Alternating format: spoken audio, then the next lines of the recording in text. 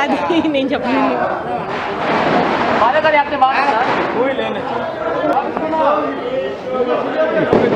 ఇప్పుడే చూసామండి show. The new version of Balayya అండి, బాలయ్య బాబూజీ. అంటే ఇప్పటికొచ్చి మనం చాలా సినిమాల్లో బాలయ్య బాబు గారు అంటే fighting, mass and social causes, ఇటు గ్లామరు, మాస్ అన్నీ చేశారు.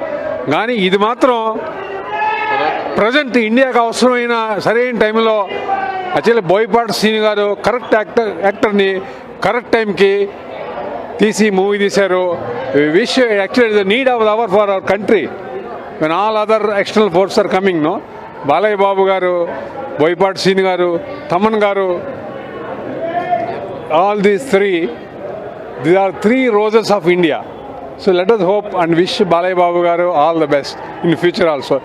డెఫినెట్గా ఇలాంటి రోల్ బాలయ్య బాబు గారు ఇంకా ఏ యాక్టర్ చేయలేడండి ఇండియాలో, ఏ యాక్టర్ చేయలేడండి ఈ రోల్ మాత్రం. ఎందుకంటే హిట్టా సూపర్ మూవీ అది వేరే సంగతి.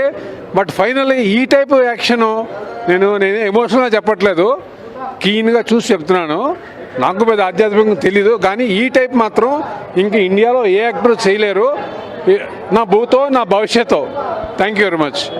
చాలా బాగుందండి. ఎక్స్పెక్టేషన్స్ అన్నిటికి రీచ్ అవుద్ది. ఏదైతే బోయపాటి బాలయ్య కాంబినేషన్ ఉందో అది నువ్వు ఊహించిన దానికంటే ఎక్కువే ఉంది.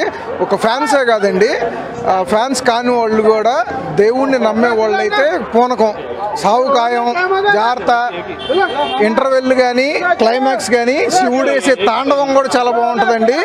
దేవుణ్ణి నమ్మే వాళ్ళకైతే ఇక ఈ ఫీస్ట్ ఇది అది ఏం అవసరం. ఒక సాంగ్ ఉంది, సాంగ్ కూడా చాలా బాగా పిక్చరైజ్ చేశారు.